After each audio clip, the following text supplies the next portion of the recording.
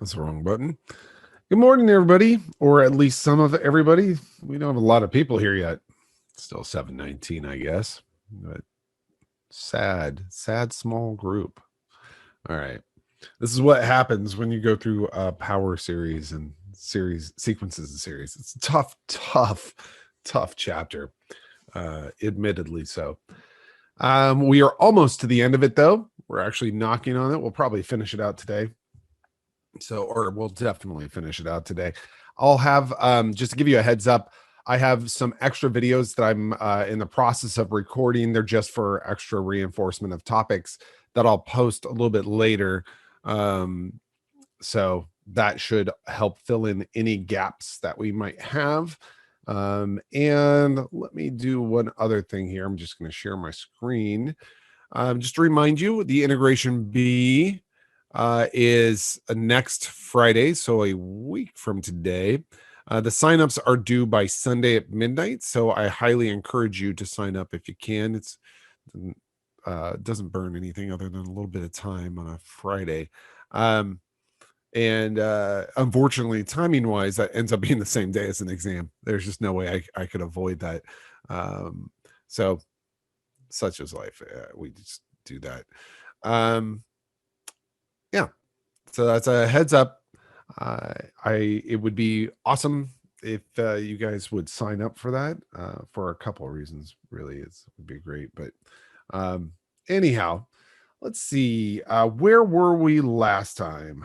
Oh yeah, we were right in the middle of a proof for, get this sized up, and let me bring this down. All right, we're proving that the power series, or the Taylor series for sine, is this bad boy right here, and we got all the way down to that actually. So remember last time, let me hop back quite a ways here, and this is probably why we're slightly behind, is because I constantly recap, but I'm okay with that.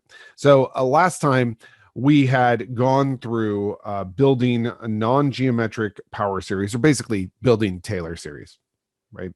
And the assumption was that F had a power series expansion and that it was equal to its power series expansion, and F had all derivatives.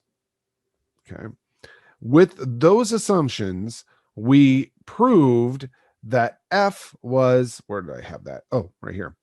That F was equal to the summation n equals 0 to infinity of the nth derivative of F at its center. Change this because I have bright light below me. So the nth derivative of F at its center divided by n factorial times x minus the center to the nth power. You can find pretty much the Taylor series for any given polynomial or any given function using that formula. Although, to be very honest with you, unless there are patterns in the derivative, it can be a pain.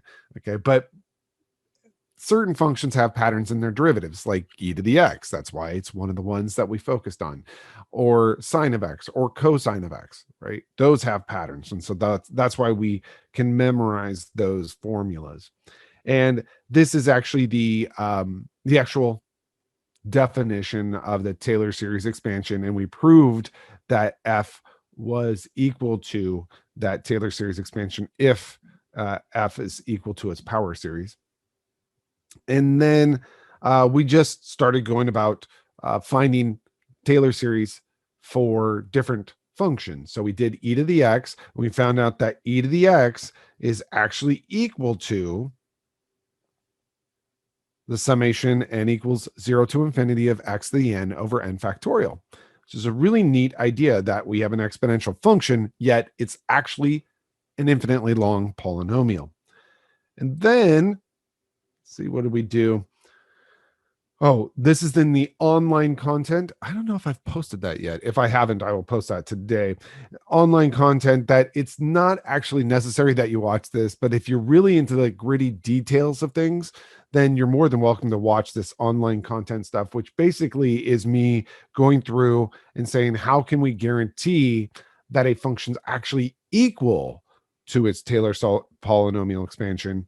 And so I go through and do that. In the end, the punchline is that most functions that we deal with are actually equal to their Taylor series. And when I say Taylor series, by the way, generally speaking, a Taylor series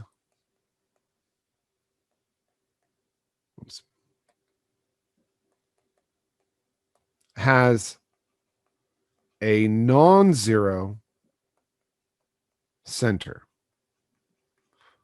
So the Taylor series expansion for f of x, some function, random function, is a summation n equals 0 to infinity of the nth derivative at some non-zero center divided by n factorial times x minus that non-zero center to the nth power. However, Taylor did all of the work for power series and for their expansions as polynomials. And so you'll hear me say, let's find the Taylor series expansion about 0. And that just means let's let the center be 0.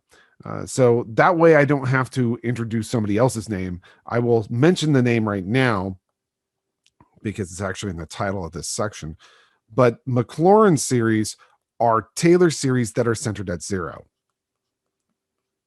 I don't hold you to remembering that, other than the fact that there are problems on the homework that say find the Maclaurin series for it for some function.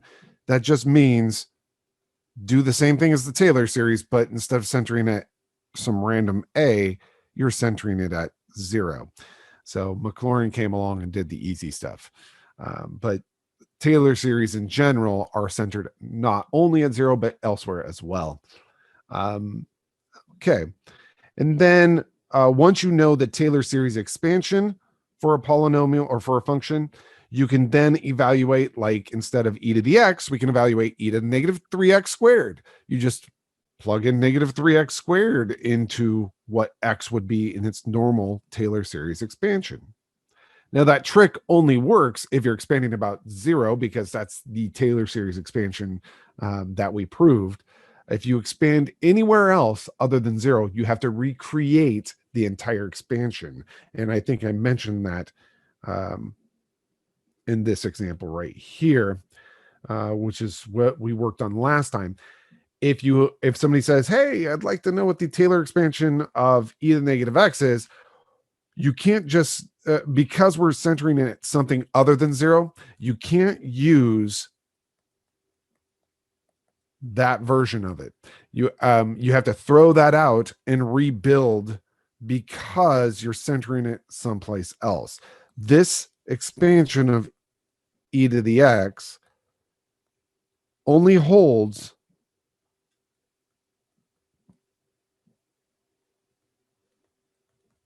if centered at 0.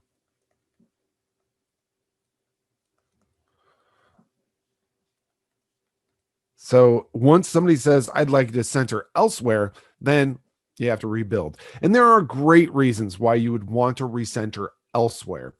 Because remember, I've given the animation a lot now where you have some function and you're linking a polynomial to that function, and the radius of convergence, or the interval of convergence, I should say, expands about your center. So it's really good near to your center, but then as you move away from your center, your polynomial approximation gets worse and worse and worse.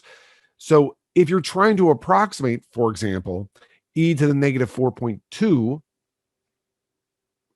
then I would center e to the x around negative 4, so that I don't need a long expansion.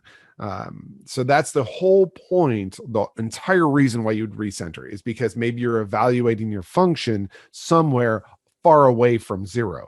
Then you would center your expansion near to what you're trying to evaluate your function at. That's the only real reason why you would actually center an expansion outside of 0. Okay. And I'll say that again, maybe in a video. But now we're caught up. We're proving the sign, because that was the one that was requested last time. So let's prove, we've already proven that the sine of x is equal to the summation from 0 to infinity of an alternating factor, negative 1 to the nth, x to the 2n plus 1 over 2n plus 1 factorial. But where we left off was we did not prove the radius of convergence. So let's go ahead and find the radius of convergence here, and therefore the interval of convergence. So finding radius of convergence and interval of convergence. Because when you make a claim like, hey, sine of x is equal to the summation, it would be great to tell everybody in the world, oh, by the way, that will hold on this interval for x values on this interval.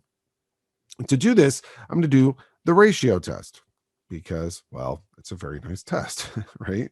Ratio test is an incredibly fun test. So we'll take the limit as n runs off to infinity of the absolute value of the n plus first term of this series. So it'll be -1 to the n plus 1. Write that in here.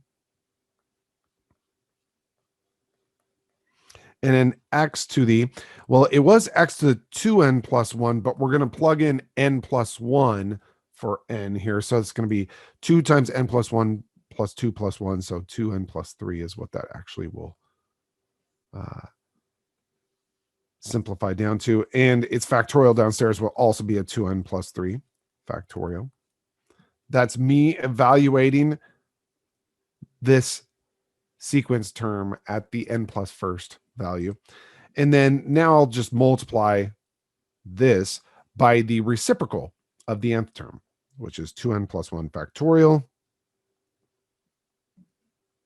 over -1 to the nth x to the 2n plus 1. And you have some cleanup to do. Not a lot, but a little bit. So cleaning this up, the negatives don't actually matter because you're dealing with absolute values. Zoom in because I know my pen will be all jacked up. I'll write limit right here because I know something magical is going to happen. N equals, or n goes to infinity. Let's deal with the x's first. We have x to the 2n plus 3 upstairs and x to the 2n plus 1 downstairs. That will leave us with an x squared that I will factor out. That's why I left that little space there. And in the absolute values on the inside, we have 2n plus 1 factorial over 2n plus 3 factorial, which is 2n plus 3 times 2n plus 2 times 2n plus 1 factorial. Or in other words, you can cancel these 2n plus 1 factorials. And as n goes to infinity, that fraction right here tends to 0. And that x squared times 0 is less than 1 for any value of x in the real numbers. Doesn't actually matter what x is. That limit will tend to 0, which is definitely less than 1. So it is less than 1 for all values of x. So therefore, the series is absolutely convergent for all values of x.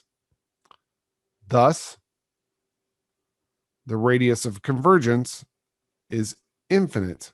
That is, the interval of convergence is -infinity to infinity for the sine expansion. And I'm going to, on this sequence of, or sequence series, whatever you want to call it, this group of lecture notes, I'm going to write down all the ones that we've dealt with up this point. So let me go here. And let's see. The ones that we have dealt with are the following. The function 1 over 1 minus x. That's kind of the beginner function, the one that we started with. That is going to be the summation n equals 0 to infinity of x to the n. And of course, there is a requirement here. The radius of convergence is 1, and the requirement is that it's supposed to be x be in the interval from -1 to 1. It's centered at 0, but whatever. And then the second one we ran into was e to the x. Its Taylor series centered at 0, or in other words, its Maclaurin series, is a summation n equals 0 to infinity of x to the n over n factorial.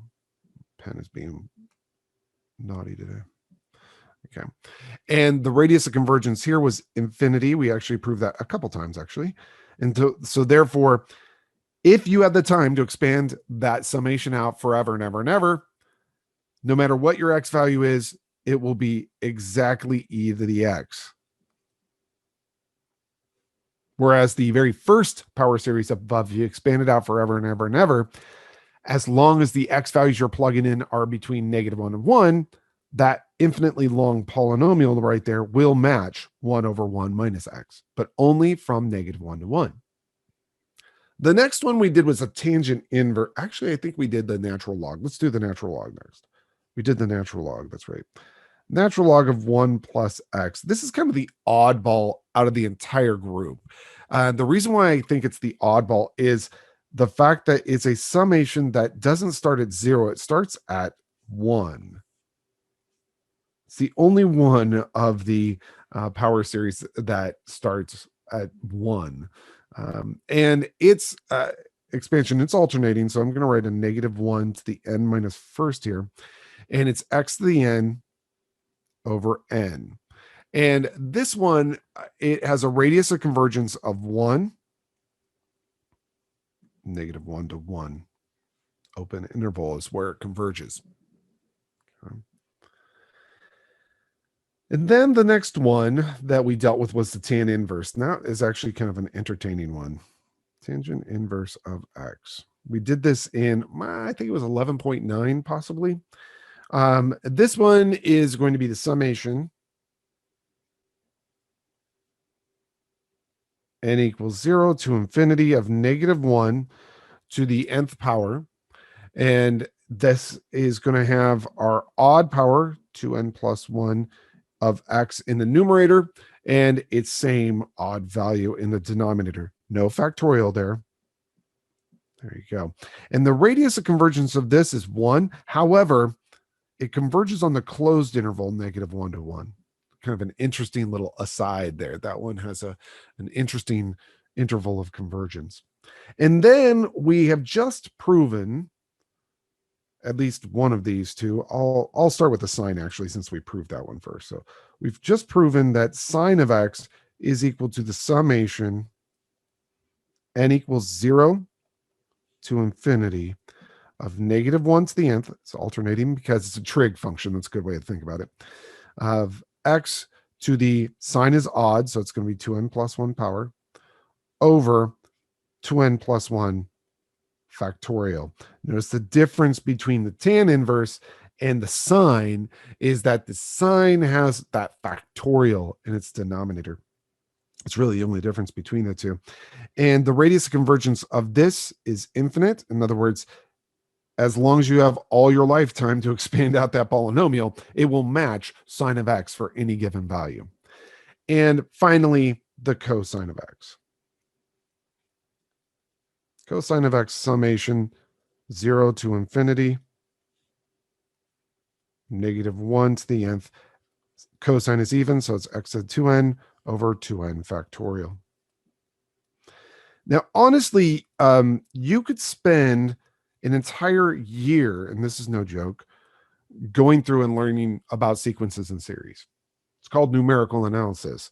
And there's a full year-long sequence of, it's true. It's a full long sequence of courses at the upper division level called numerical analysis, where you really investigate power series and Taylor series, Maclaurin series, and how their uses are phenomenally important in industry.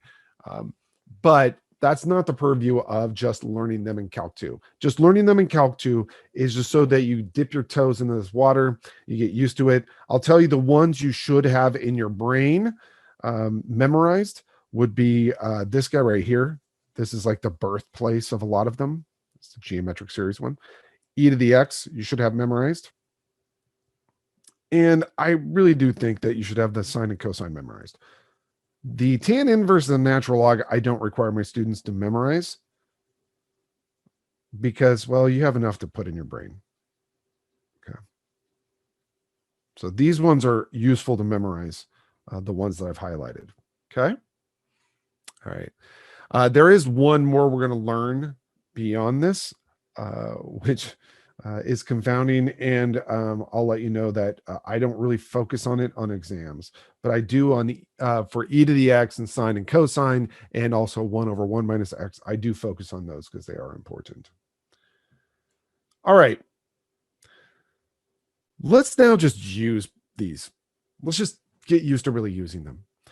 So find the Maclaurin series of this function and the associated radius and interval of convergence. So you look at this and you note that they ask for the Maclaurin series of this. In other words, whatever power series you're going to create is centered at 0. Let me point an arrow at that. Center is 0. And that's super powerful because that is how we develop the Taylor series polynomial for cosine, is always about 0. Actually, for all of ours, every Taylor series that we have a closed form for, or all those ones I wrote down just a moment ago, they're all centered at 0. So when somebody says, hey, I need to find the Maclaurin series for this function centered at 0, if it involves a cosine, I already know what the power series for that is. So I'll go ahead and write that down. Actually, I'll write it off to the side since we just learned it, so that you can have your eyes on the page here. Cosine of x is summation n equals 0 to infinity. Trig function, so it's alternating. X to the 2n, because cosine is even, over 2n factorial. And that is super easy to remember, hopefully. So let's go ahead and take this function, which is 2x times the cosine of something, and trade out that cosine of something for a Taylor series. So summation from n equals 0 to infinity. It's a cosine, so it's alternating. It's x to the 2n over 2n factorial. Notice how I'm writing 2n factorial, by the way. 2n factorial is not 2 times n factorial. They're completely two different statements. That one on the right-hand side is 2 times n minus 1 times n minus 2 times n minus 3 all the way down to 1. This guy right here is 2n times 2n minus 1 times 2n minus 2 times 2n minus 3 times 2n minus 4 all the way down to 1. Two completely different products. So just be aware. Anyway, the argument of our cosine is this picture right here. So that is the picture I'm going to plug into my argument for my polynomial. So this would be 1/5 x squared. When you start doing these, you start realizing, wow, this is actually not hard at all. All I'm doing is just plugging things into formulas that I can memorize, hopefully, unless you're like me and you have a terrible memory. So this is going to clean up a little bit. N equals 0 to infinity, alternating factor in there. I'm going to take that 5, I'm going to put it downstairs, but remember it's 5 to the 2nth power. We have a 2n factorial still sitting downstairs. And then we have x to the second raised to the 2n. Remember, powers raised to powers will multiply. So that's x to the 4n upstairs. And now one final move is to move this x inside to power up that factor of x on the interior. You can leave the 2 on the outside because that 2 is not going to really do very much, but you should always move powers of x into your power series. So this will be what you're seeing here, x to the 4n plus 1 all over 5 to the 2n times 2n factorial. There's the power series, or the Maclaurin series, for f. It did ask for the associated radius and interval of convergence. The reality is that we know the cosine converges for all arguments where that argument is between negative infinity and positive infinity. Well, if I change that argument to be 1/5 x squared, it still converges from negative infinity to positive infinity. For x values, I can plug in any x value I want between negative infinity and positive infinity. Multiply both sides by all three sides by 5, you get to that. I get it. You're going to say, but x squared is never negative. You're right. However, x itself could be negative.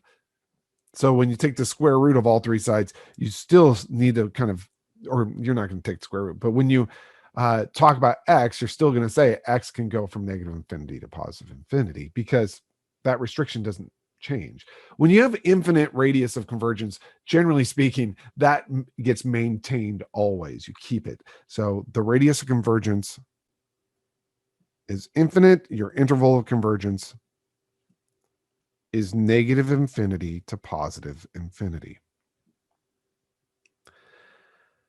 I love the visuals on this. I don't know if we have that time anymore for them, but I love going to Desmos and showcasing that, okay, well, let's take a look at this function, and then let's take a look at its power series expansion or its Maclaurin series expansion or Taylor series expansion about zero, if you want to call it that.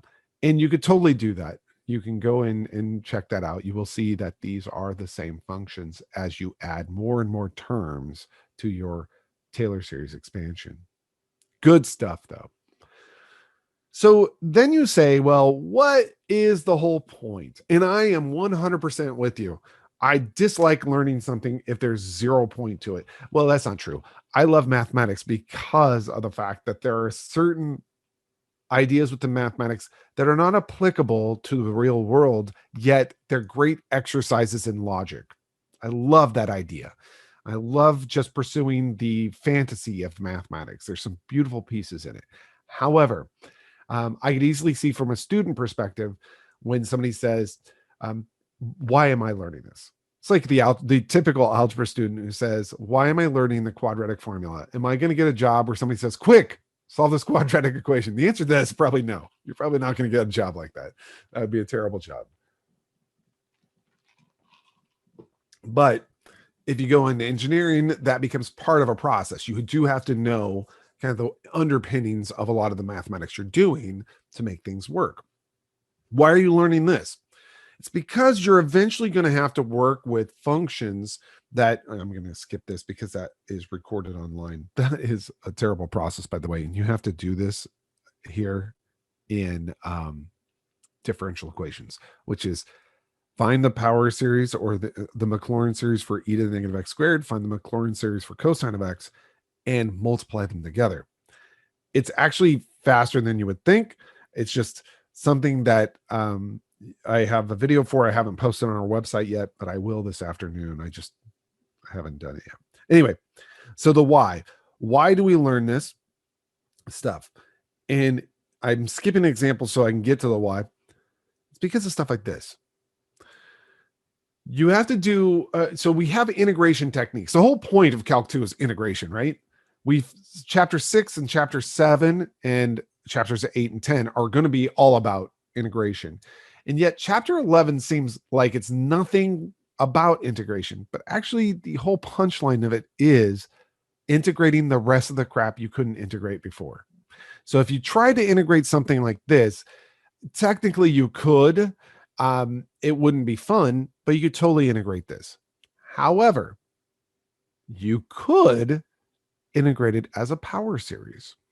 So if somebody said, I've got this terrible looking function and I just don't know how to integrate it, you say, well, let's see, this is the same thing as the integral of cosine is the summation from n equals 0 to infinity of -1 to the nth, x to the n, or sorry, 2n, because cosine's even, over 2n factorial. And then we have this -1, and we have a division by x, and we have a little dx. And somebody looks at that and they say, that even looks worse. You say, well, trust me, if you want to integrate this, that's bad. But if you want to integrate this polynomial in the numerator, that's not too bad. And what I'm going to do is split this up into two different terms. The first one will be that summation, n equals 0 to infinity of negative 1 to the nth, x to the 2nth over 2n factorial, all that over x minus 1 over x dx. And somebody looks at that and they say, great, I still don't see how this is going to help out. And you say, well, wouldn't you agree that if x divides into each term of this power series, you're just reducing this power of x by 1? And they say, yeah. I say, great. Well, that's what I'm going to do here. This is going to be the summation n equals 0 to infinity, negative 1 to the nth. I'm just reducing this power of x by 1 over 2n factorial. By the way, minus the integral or the antiderivative of 1 over x is the natural log absolute value of x. They all nod their head and say, okay, yeah, sure. Somebody says, but what about the plus c? And you say, I'm not done integrating. I'll add the plus c at the very end. Now you have this infinitely long polynomial. That's all this is an infinitely long polynomial. And everything else in here other than this, everything else in here is a constant. So really, I'm just looking at integrating x to the 2n minus 1. In the integral of x to the 2n minus 1, you would add 1 to its power, so it'd become x to the 2n, and you divide by its new power, so you divide by 2n. So let's go ahead and see what this comes out to be. It's going to be the summation. Again, everything else is just a bunch of constants in there, so it's still going to be a negative 1 to the nth. You're still going to have a 2n factorial, but you will have an x to the 2nth power because you've integrated and added 1 to the power, and you're going to multiply the denominator by 2n.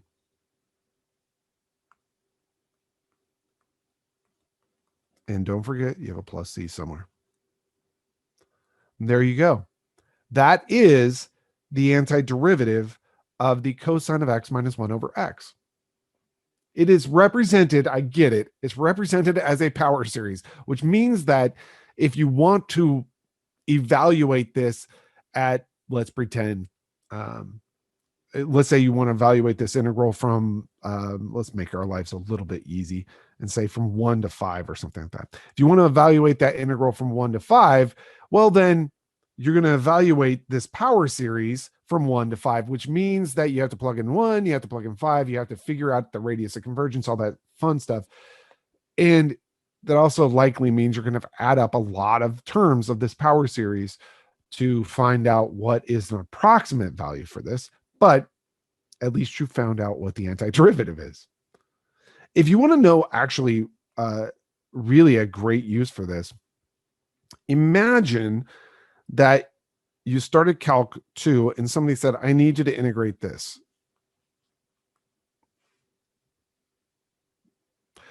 Go ahead and use any method that you've learned in this course.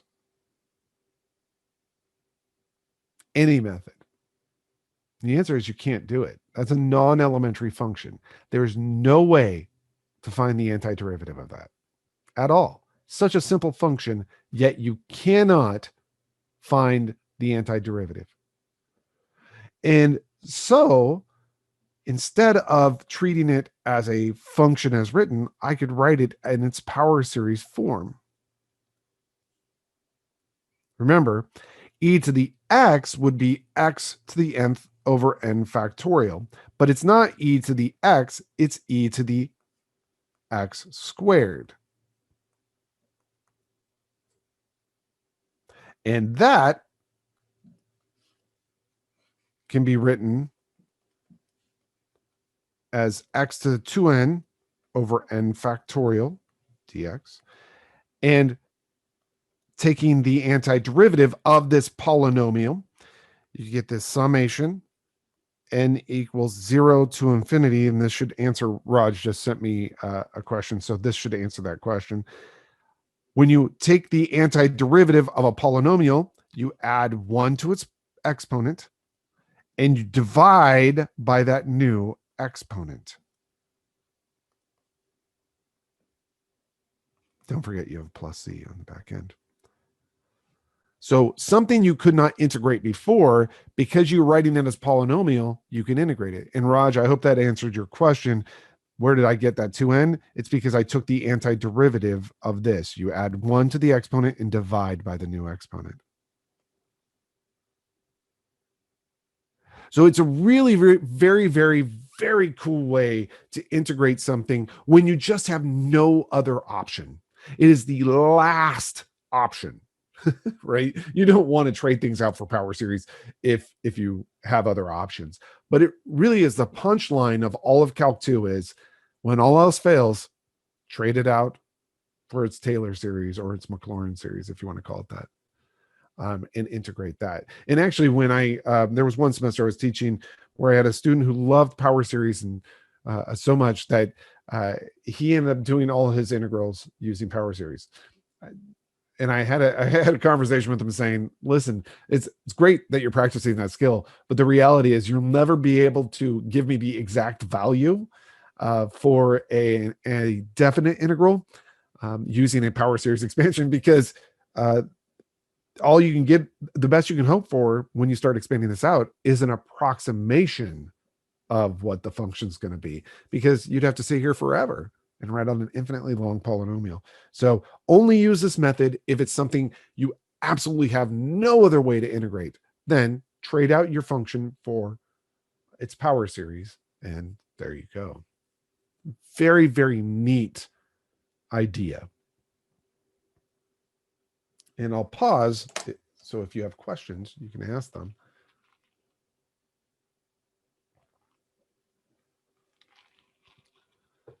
As far as for an exam, it's letting you know, you'll have to be able to work with the power series I wrote down earlier, the highlighted ones. You'll have to trade out functions. Let me remove that page. You'll have to trade out these functions 1 over 1 minus x, or e to the x, or sine of x, or cosine of x for their power series forms. And you might have to integrate some modification like I just did, right? Though a cosine of x minus 1 over x or something like that.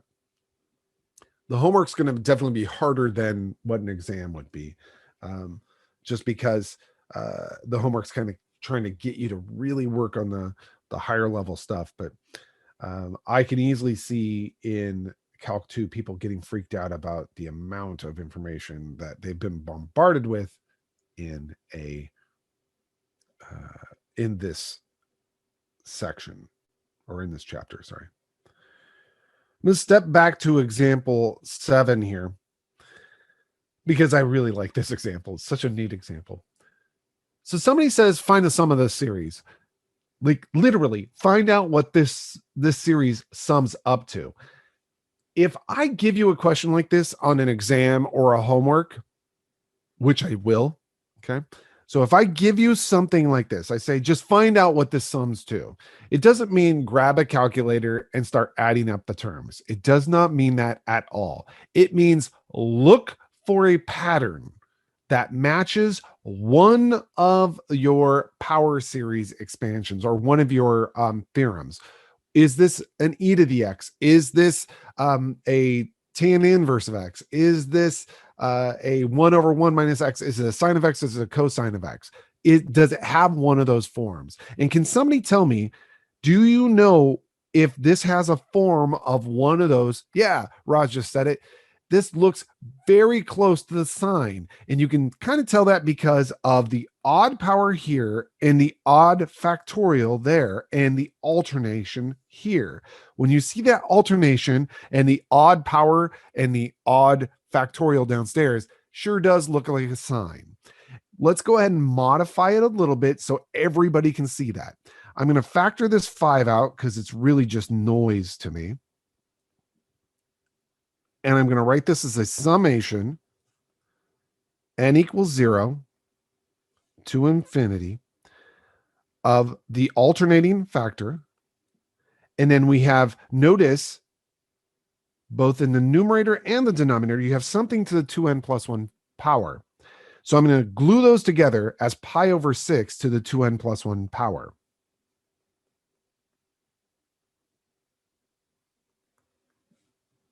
And it's all over 2n plus 1 factorial. Remember, the sign is the summation from 0 to infinity of the alternating factor x to the 2n plus 1 over 2n plus 1 factorial. What's playing the role of x here is 5 pi over 6. So this is the same thing as 5 times the sine of, instead of x, it's pi over 6. If I said 5 pi over 6, I meant pi over 6. So sine of pi over 6. And we know the sine of pi over 6 is a half. So this is just a fancy way of saying 5 halves. So I highly recommend, I think I have 1 or 2 problems on the homework that have these pattern recognition pieces. Just look at the formulas that I wrote down here and see if what you've been handed matches one of these formulas. I'm going to guarantee it should. And then you can go ahead and trade out the summation formula that it matches for the function that it matches. In our case, we traded out the summation -1 to the nth pi over 6 to the 2n plus 1 over 2n plus 1 factorial for a sine of pi over 6. That takes a little bit of getting used to, but it's really neat when you start seeing it in action. Let's see, did I finish that? I guess I did. So that's, let me go back to the page we left off on so that at least I can say we're done with that. So that's this one right here, example 7. And we're already done with example 8 because I skipped, because that's the one I did prior to this. I just kind of skipped around a little bit. And then kind of the final example, I think, give me a moment while I look forward. Yeah, the final major example for what we're talking about is this guy right here. And all of these skills you're going to use in differential equations, but this one right here is actually the skill that you're going to have to kind of get used to in differential equations. So somebody comes in the room, they hand me a polynomial, and it's a finite term polynomial. Somebody walks in, they say, here's a 4th degree polynomial. Hey, could you find the Taylor series expansion of that centered at 1? And you look at that and you go, why would I? Because if you think about a Taylor series expansion of a polynomial, it creates another polynomial. And it's supposed to be an infinitely long, but it will not be. Well, this is a good reminder of how we built them. So let's go ahead and do this. If I want to find the Taylor series for f of x equals x to the 4th minus 4x squared plus 5 centered at 1,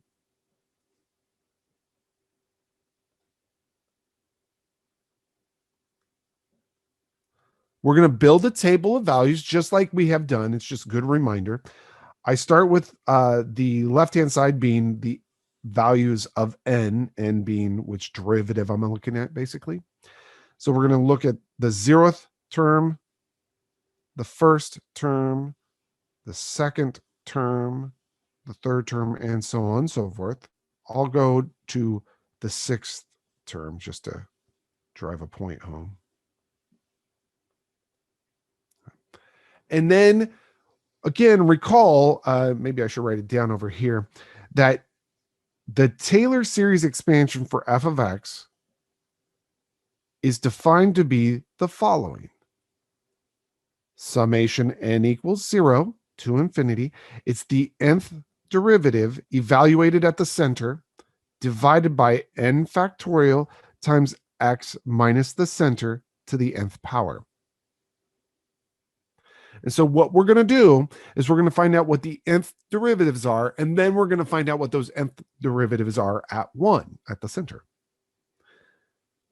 So let's go ahead and go here, the nth derivatives. That's what we're going to start with. Well, the 0th derivative is the original function. So that's just x to the 4th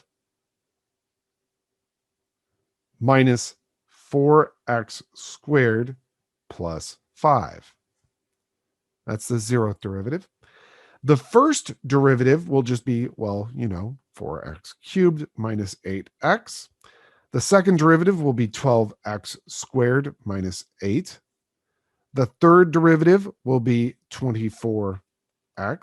The fourth derivative will be 24. The fifth derivative will be 0. The sixth derivative will be 0. And all the other derivatives will be 0. I hope you would agree.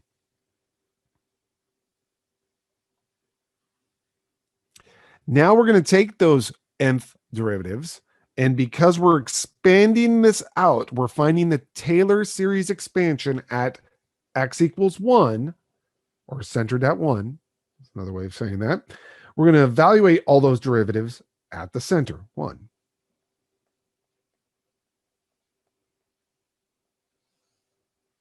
For example, the 0th derivative, which is the function, evaluated at 1. That'd be 1 minus 4, which is a negative 3, plus 5, which is 2. The first derivative evaluated at 1 would be 4 minus 8, or negative 4. The second derivative evaluated at 1 would be 12 minus 8, or 4. The third derivative evaluated at 1 would be 24 times 1, or 24. The fourth derivative evaluated at 1 would just be 24.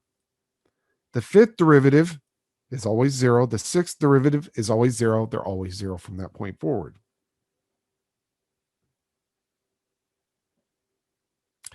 Now, I want to showcase what this is going to look like. So let me go ahead and just write this out. When n is equal to 0, we have the 0th derivative evaluated at 1 divided by 0 factorial times x minus 1 to the 0th plus. Then we have the first derivative evaluated at 1 over 1 factorial x minus 1 to the first. It's supposed to be a minus 1. And so on and so forth, right? So plus the second derivative, I'm only going to do a few of these. 2 factorial x minus 1 squared plus dot, dot, dot. Normally, that would go on forever and ever because we're going to infinity. However, because this is a 4th degree polynomial, its derivatives eventually bottom out. They become 0 after a while. So let's take a look here. The 0th derivative evaluated at 1, we know is going to be 2. Over 0 factorial, which is just 1, times x minus 1 to the 0th, which is 1. Plus, I'll write that over 0 factorial so you know where that comes from. Plus f prime at 1, which is negative 4, over 1 factorial times x minus 1. Plus f double prime at 1, which is 4, over 2 factorial times x minus 1 squared, plus the third derivative of f evaluated at 1, which is 24, over 3 factorial x minus 1 to the third, plus the fourth derivative evaluated at 1, which is 24, over 4 factorial times x minus 1 to the fourth, plus 0, plus 0, plus 0, plus 0, plus 0. What is the punchline? The punchline is that I could have written my original function, which is x to the fourth minus 4x squared plus 5,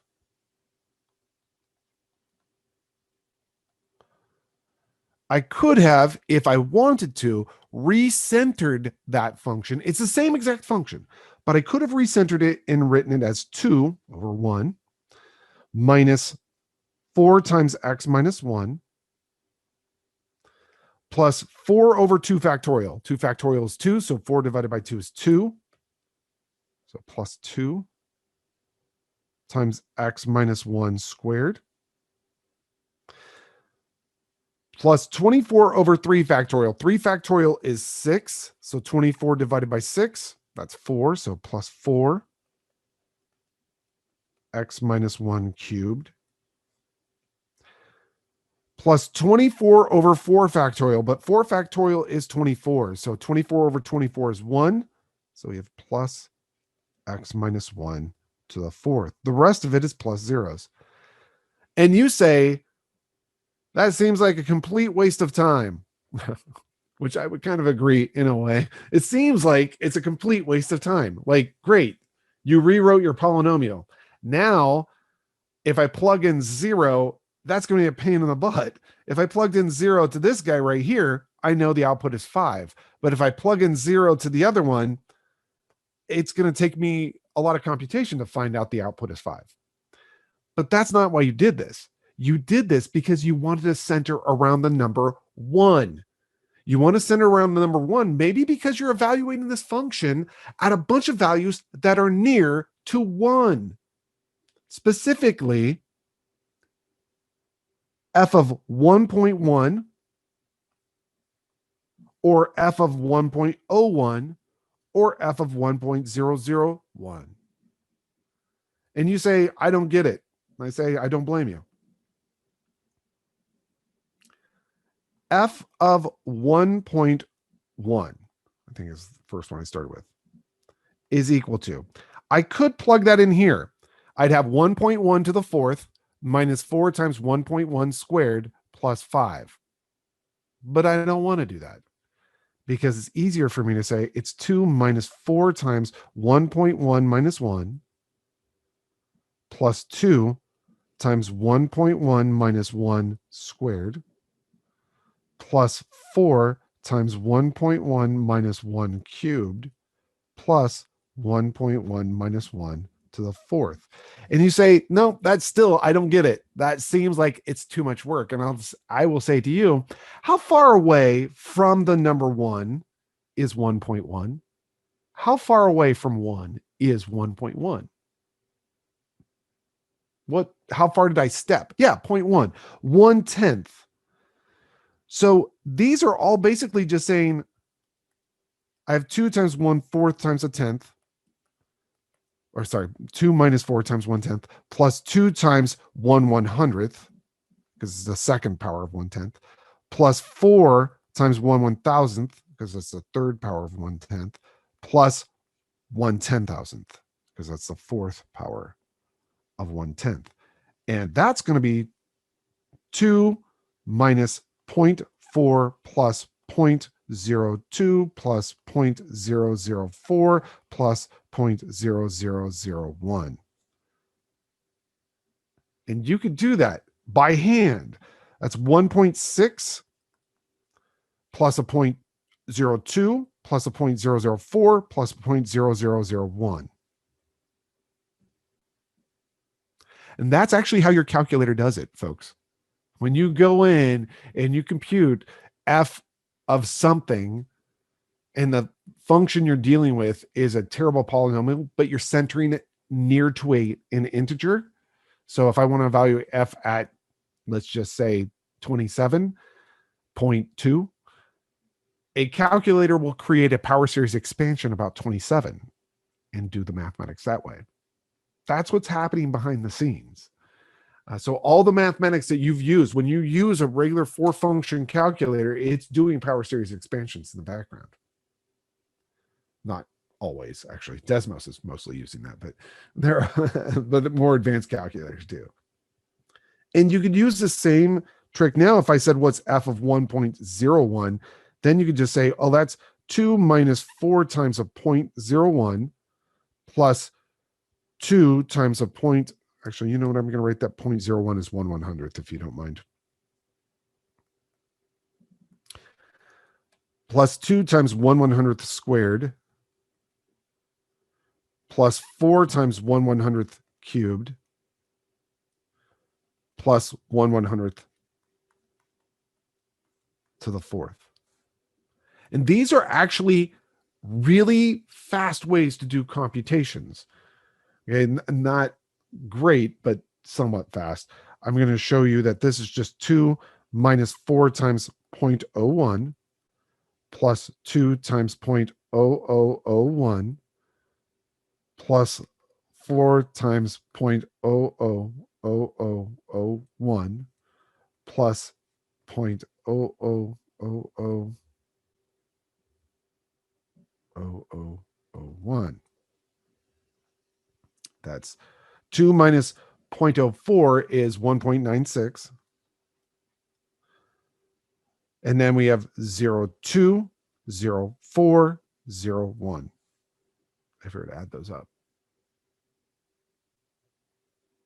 And you can do the same thing for 1.001 or whatever you want to do. It's really a very fast way to compute. You do this because you want a certain level of accuracy centered near 1. So why you don't want to center at 0, because centering at 0 is too far away from 1. You want to center at 1. So this skill you're going to use a little bit, not a lot, but you're going to use a little bit in differential equations, recentering a polynomial.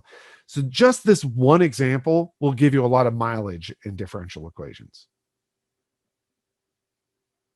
I dig it.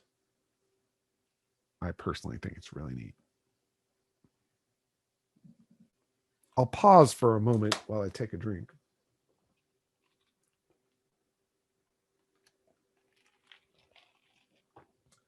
Now, linked in our notes and also on the My Open Math website are some prereq reviews of binomial theorem.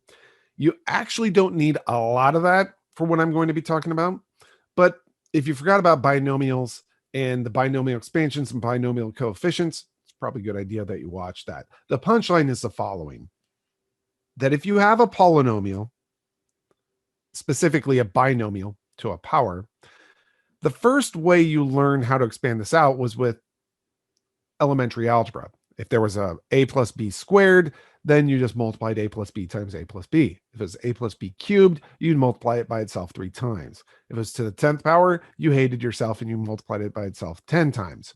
And then you graduated into intermediate algebra and possibly college algebra, and you learned about Pascal's triangle.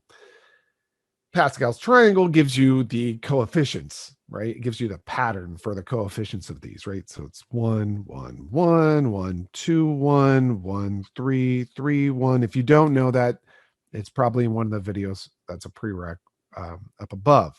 So anyhow, but these coefficients are the coefficients of each of the terms of the expansion. For example, this is those are coefficients of the expansion of the 4th power. Or no, 3rd power, actually, of the 3rd power of a plus b. It's 1a cubed plus 3a squared b plus 3ab squared plus 1b cubed. That's how that expands out. However, if I wrote down a power that's ridiculous, like the 310th power, well, you don't want to write Pascal's triangle out to 311 rows. That's just stupid. It's way too much work. So that's when, in your pre-calculus course, you learned about binomial coefficients. The binomial coefficient gives you that coefficient, right? And choose I is what we would say. And choose I. Now, if you want to review that, again, that's in those videos up above, and they're linked in our lecture notes. But the punchline is this: n choose I, first of all, is the ith coefficient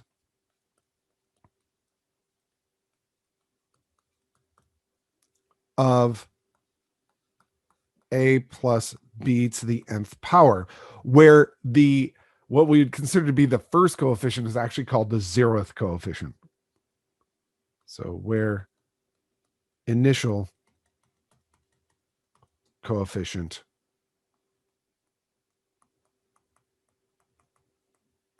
is 0th. Okay. So so when you expand that out, the coefficient of, let's just say that we go back to the 3rd power there. So we knew that was 1, 3, 3, 1. That's how it would expand out. That 1 is actually 3 choose 0. that 3 is actually 3, choose 1. That 3 is 3, choose 2. And that 1 is 3, choose 3. If you've had statistics and if you had a quality statistics course, then you know there's a really cool way to imagine what choosing notation means. 3, choose 0 is a number of ways that you can choose no objects if somebody hands you 3. There's only one way you can choose none of 3 objects. 3, choose 1 is somebody places 3 objects in front of you. How many ways can you choose an object? Well, if there's 3 objects, I choose the first, the second, or the third. So there are 3 ways to choose one object. 3, choose 2, somebody puts 3 objects in front of you and tells you to choose 2 of them. Well, the trick there is to say, that's the same question as saying, you gave me 3 objects. I need to not choose one of them. And to not choose one, I could not choose the first or the second or the third. So there are 3 ways to not choose one, or in other words, there are 3 ways to choose 2 of those 3 objects. And finally, if I give you 3 objects and I say choose 3, there's only one way to do it: choose all 3. So that is the probability mindset. Really cool mindset on choose notation. It gets very difficult when you have large groups, like you have 52 objects, a deck of cards, and you want to choose 4. How many ways can you do that? So that's actually much more challenging. It's not, you can't talk yourself through that. You need a way to compute that, and that's where this formula right here comes into play. N choose I is n factorial over n minus I factorial times I factorial. That you should remember from pre-cal, but if you don't, there it is. You don't need much more than that. But there is a second way of writing it. And the second way is what we are going to use.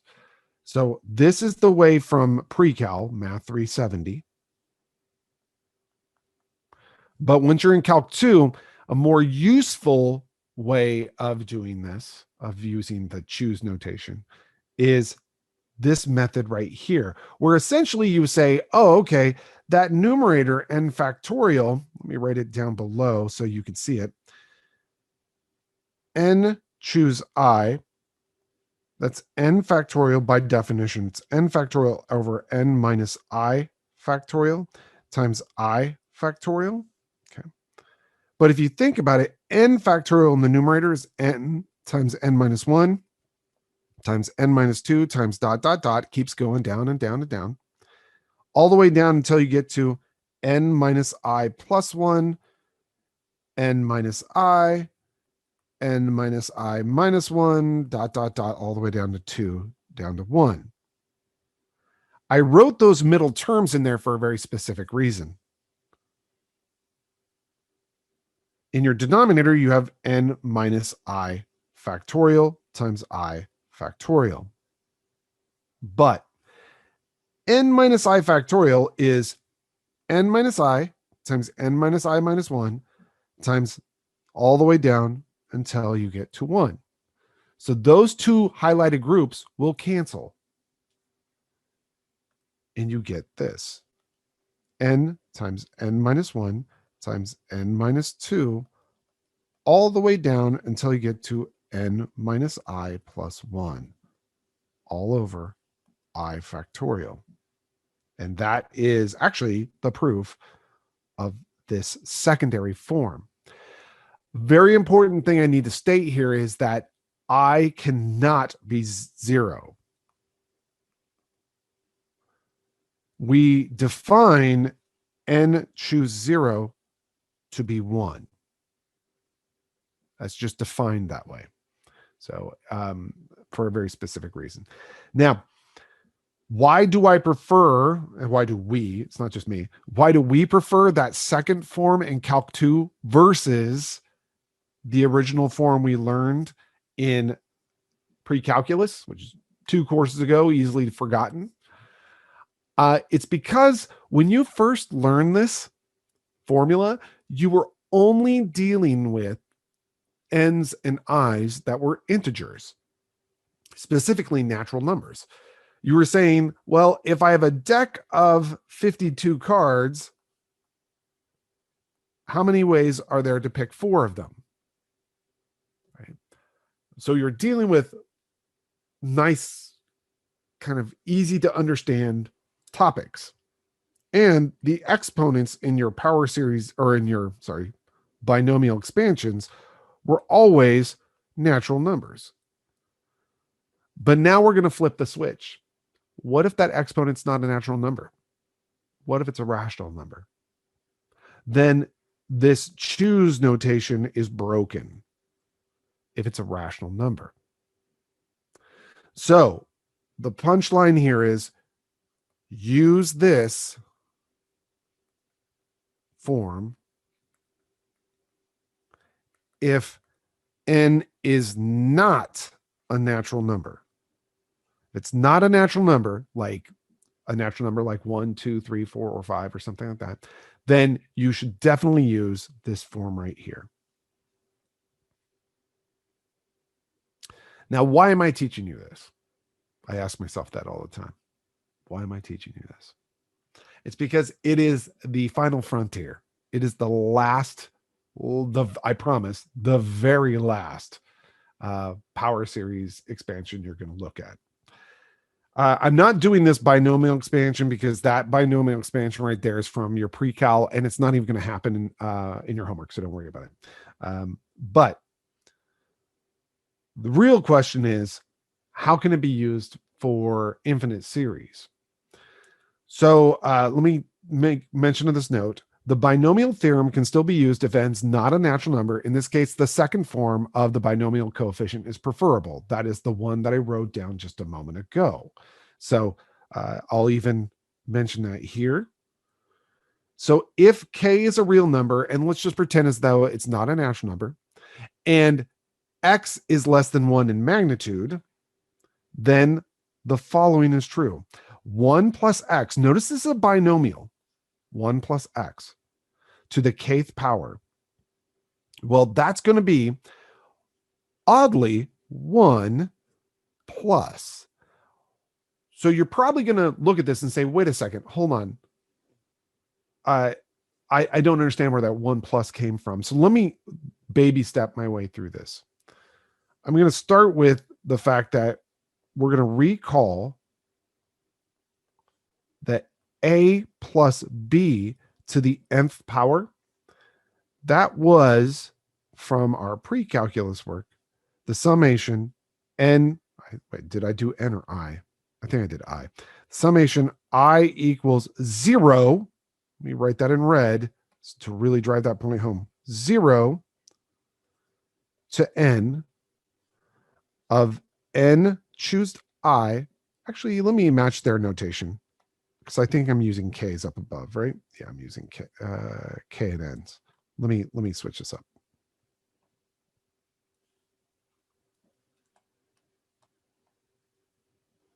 Okay. So a plus b to the kth power.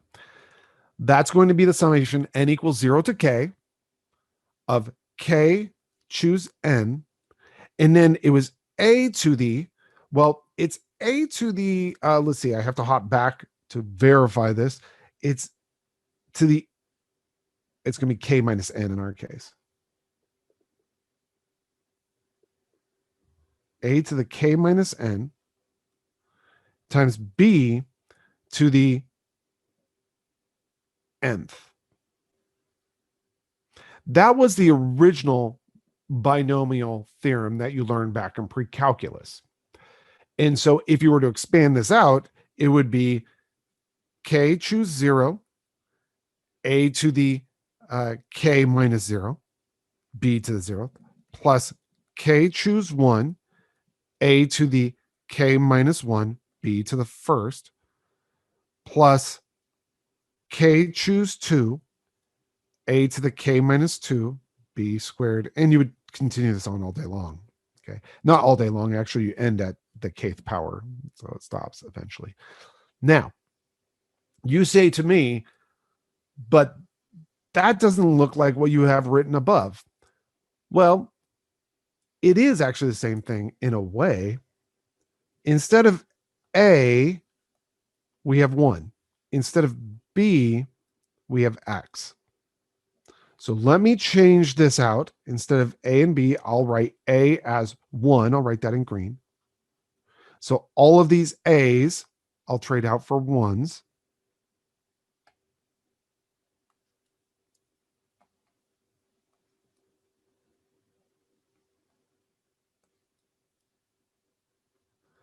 And instead of B, we had X. So all of those B's are going to be traded out for X's.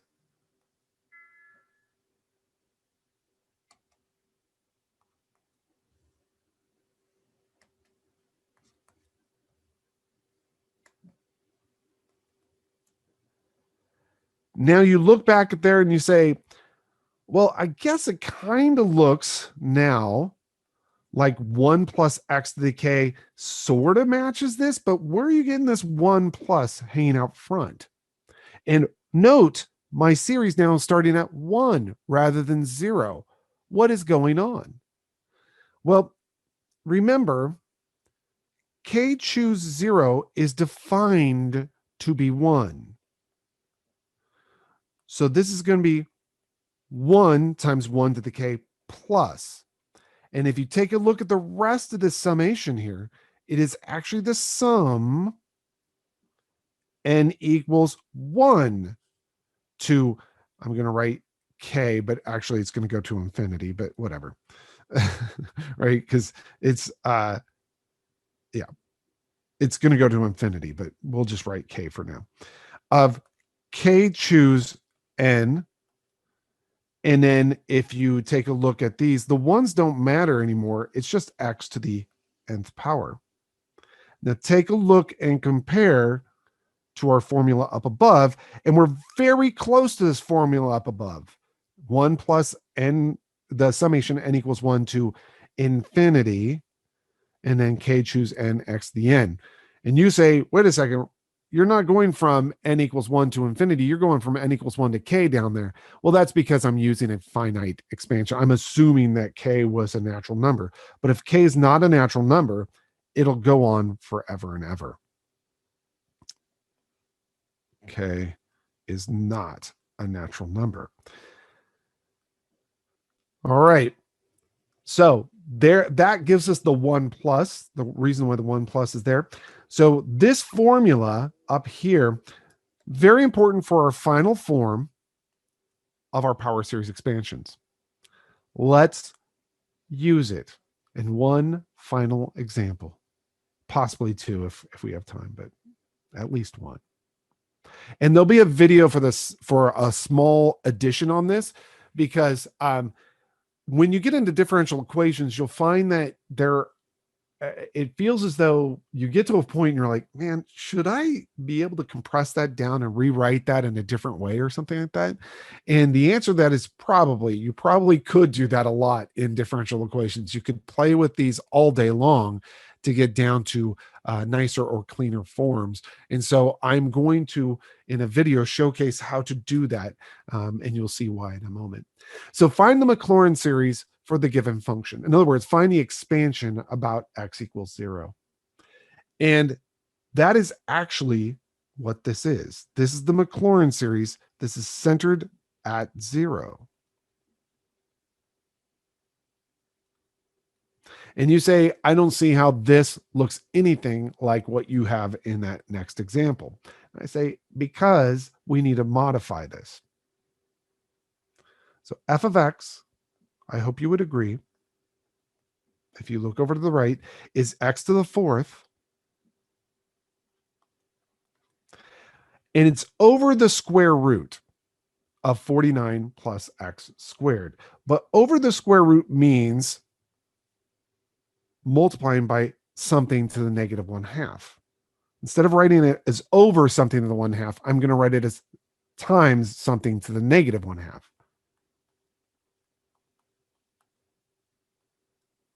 Notice this is now a binomial expansion. Yes, I see the power is not 2 or 3 or 4, and that's why we had that theorem that we just introduced, so that we can write this in a better form using a power series. Now, to use that theorem that we just saw, this theorem right here, I need to get that binomial written as 1 plus something to the k. Let me say that over here. I'm going to point at this and say, need this as 1 plus something to the k power. And the k, by the way, in this case is -1/2. So I'll just write it that way. So let's go ahead and do that. We're going to factor out a 49 out of this. So this is going to equal x to the 4th. I'm going to write it this way. 49 times 1 plus x squared over 49. And this is being raised to the -1/2 power. And now I'm going to go ahead and move this 49 out front. It's 49 to the -1/2 power. So you have x to the 4th over the square root of 49. And you're left with 1 plus x squared over 49 to the -1/2 power. Now I happen to have a theorem. The theorem says that if I have 1 plus something, I'll just write it this way, to the kth power, that will be the same as 1 plus the summation n equals 0 to infinity of k, choose n, times that happy face to the nth power. You could double check this, hopping back. You see it is actually the same statement as this. 1 plus x to the something, or to the kth power, is 1 plus the summation n equals 1. Did I start that at 1 or did I start at 0? I meant to start at 1. Of the power, choose n, x to the nth. I started at 0. I should have started at 1. Sorry about that. The 0 term is right there. Such a habit of writing 0 power. Sorry about that. So let's go ahead and do that here. Thank you, then, by the way, you caught that. So let's go ahead and do that here. I have x to the 4th over 7 hanging outside. And it's going to be multiplying against something. And that something is 1 plus the summation n equals 1 to infinity of the power, which is -1/2, choose n, times that picture, which is x squared over 49 to the nth power. And you say, oh, that's it? Sweet, we're done, right? And the answer is no, we're not done. That's not how you would write this. So I'm going to distribute this x to the 4th over 7 through. So we get x to the 4th over 7 plus x to the 4th over 7 times the summation n equals 1 to infinity of a -1/2, choose n. This is actually x to the 2n over 49 to the n, which is 7 to the 2n, actually, but I'll leave it like that for right now. And you say, awesome, thank you, we're done, right? And I say, no, we're not done. Sadly, no. We have to remember one little thing here, which is actually an annoyance, such as life. When I see this factorial right here, and I know, by the way, that my lettering is different. So I'm going to write it in the lettering you saw in that in the example we're working on. When you see k, choose n, you're going to replace that with k times k minus 1 times k minus 2 all the way down to k minus n plus 1 all over n factorial. And you say, oh, that's it? Sweet. That looks easy. And I say, yes, it does look easy. Let me rewrite it over here just so that you guys can see it on the same page. Let me make sure it's k choose n. Yeah. K choose n is equal to k times k minus 1 times k minus 2 times ... times k minus n plus 1 all over n factorial. Let's go ahead and use that right here. This is x to the 4th over 7 plus x to the... You know what? Well, I'm going to go ahead and bring this 4 powers of x's in here. And I'm also... I hope you don't mind, but I hope you would agree 7 or 49 is 7 squared. And we had 7 squared to the n downstairs. I'm going to write that as 7 to the 2n. And I'm going to bring this power of 7 in as well.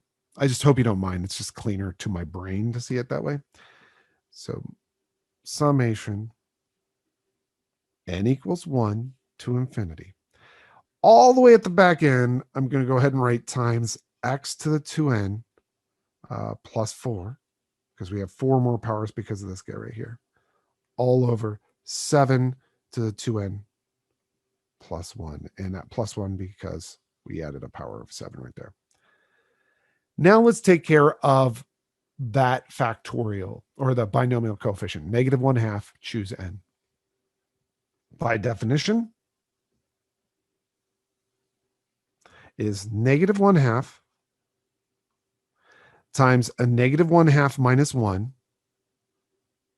times a -1/2 minus 2 times ... times a -1/2 minus n plus 1 all over n factorial.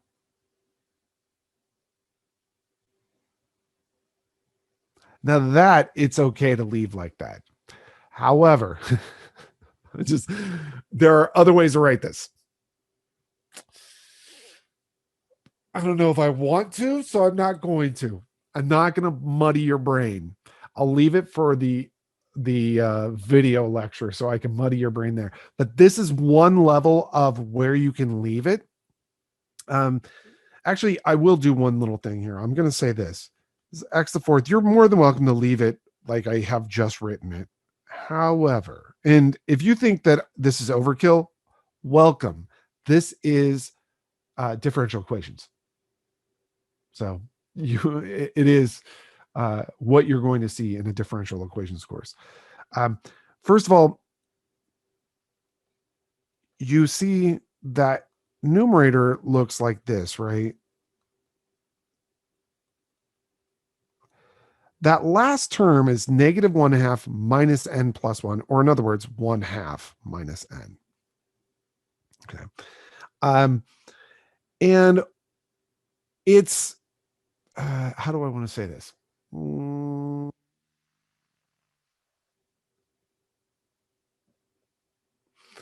Yeah, I think that this will take longer than the 8 minutes that we have. So maybe I'll pause in this and I'll do this in the video lecture just so that I can really take my time with it. Otherwise, it will be a bit of a mess. So with that example, that showcases all of the methods we now have to transform a given function into a power series. I'm going to go down to the final page down here where we had all of our methods so far, all these guys right here. And the very bottom, you can see I have a little bit of space down there. And that little bit of space is for when you have the very awkward situation of 1 plus x to the kth power. That is going to be, I'm going to write it this way, 1 plus the summation n equals 1 to infinity of k, choose n, and then x to the nth. This one is, and by the way, the radius of convergence here is 1, and it goes from -1 to 1, not including the edge points because it's based off the binomial expansion. So it's sort of like a geometric series. This one, because it is annoying, I would provide you with the formula on an exam so that you don't have to really sweat too much of it. But I do want you to know you should probably practice these just because I shouldn't highlight that. Hold on a second. You should practice these because they tend to be the weakness of most individuals. Most people struggle with these. So what I'll do is I'll create a video with a couple extra examples just to kind of reinforce that. Now you might notice, by the way, that we ended chapter 11 on page 19 out of 27, right? So you're like, wait a second, there seems like there's a lot more that you're not talking about. Well, it's because the next example is online. It's a proof of the sum of odd, or the product of odd. The odd numbers is 2n factorial over 2 to the n factorial. That is not a requirement that you use that. I'm putting that in there because you might see that in differential equations. It's nice to know how to write that. So I'll explain that in the video. The next page is also online. It's to take the answer we just got here and rewrite it in a cleaner form if we can, although most people will write it like this and they'll be happy and they'll live life and move on. By the way, online with the homework, it'll say write out the first 3 terms. So you don't have to actually sit here and sweat it. You're just going to go, okay, the first 3 terms, great. So if I were to write the first 3 terms, when n is equal to 1 here, this is, by the way, the first term technically. When n equals 1, you're going to take the product of all this stuff in the numerator, and you're going to go all the way out to negative 1/2 minus 1, which is negative 3/2, plus 1, which is a negative 1/2. So you're basically going to go to a negative 1/2 over 1 factorial x to the 2 times 1 plus 4, or 6, over 7 to the 2 times 1 plus 1, which is 3, plus, and then you let n equal 2. When you let n equal 2, you'll take the product of these first 2 things in the numerator. So you'll have a negative 1/2 times a negative 3/2 all over 2 factorial x to the 8th, because it's 2 times 2 plus 4, all over 7 to the 2 times 2 plus 1. And those are the first 3 terms of the expansion. That's what they're going to do online. They're going to tell you, find the first 3 terms of the power series expansion for this.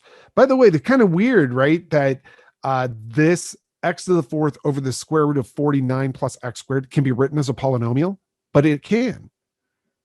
As I said, almost every function you've ever met is actually just a polynomial. Kind of a neat idea. Anyhow, so that's the first 2 pages that we didn't do. This page I will do as a video because I think it's easier to digest that way. And then the rest of it is actually online. You can see I already started recording this, so I have notes here. It's section 1111, which a lot of people don't focus on. So I just put it as an online video. It's to talk about the error estimations, which I don't hold you to, but there is one example that I find to be the most important example ever. And I want to just use this very last moment to illustrate this. So we have 1.5 minutes. And what I'm going to do with my final 1.5 minute in here is I'm going to go to Desmos, and I'm going to share my Desmos screen, and we're going to play a little bit of stock market. And we're going to figure out why are Taylor and Maclaurin series so powerful. Suppose that you love to play the stocks, and you know the following, that f of the stock on today's day 1. Let's say that stock is worth $2. Okay. And let's say that, and I'm not really going to use these, but let's say the derivative right now, the quickly we know the stock price is changing tomorrow. Let's say that it's going up by 50 cents. And let's say that again, that tomorrow, or right now, if you want to call this time one right now, you can do that. Let's say that how quickly that derivative is changing. So not only do you know it's increasing, but it might be concave up. So let's say it's concave up. And let's say that the third derivative is -1. Who cares? Okay. And you want to predict the stock price. Taylor polynomial expansion says the following. It's going to be the function evaluated at the center divided by 0 factorial times x to the 0th. Okay. And by the way, our function evaluated at 1 was 2. Okay. Plus the derivative of your function evaluated at 1 over 1 factorial times x minus your center to the first power. Oh, by the way, I didn't put the center over here. So let me put the x minus your center. Okay. Now, again, you happen to know the derivative at time 1 we said was 0.5. Now, do you see what's happening over here? Here's my time 1 value right here. And now I can use just these two terms. I can predict the price of the stock just a little bit away, but I have more information.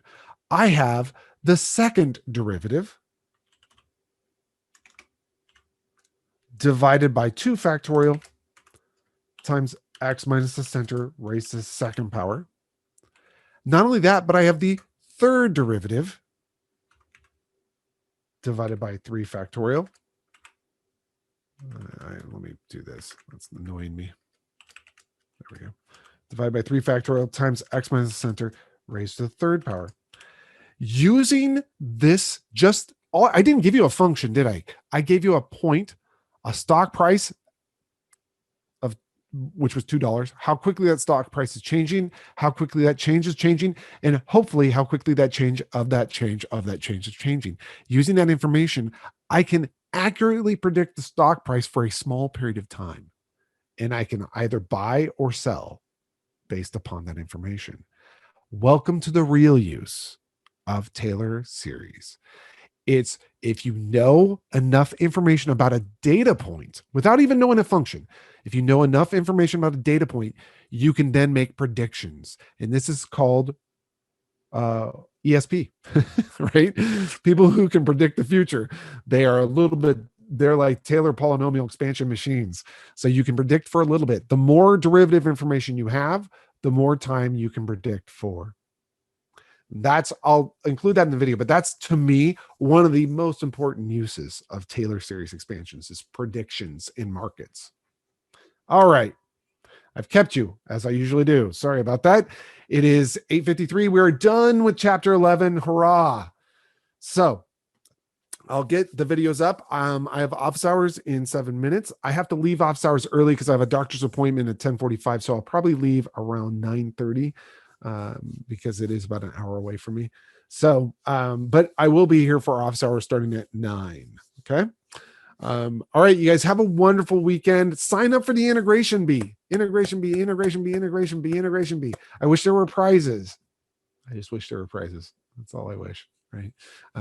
But this year, because we're virtual, we can't do that. So anyhow, sign up and then have a wonderful weekend, or I'll see you in office hours. I'll be back in a few. Take care.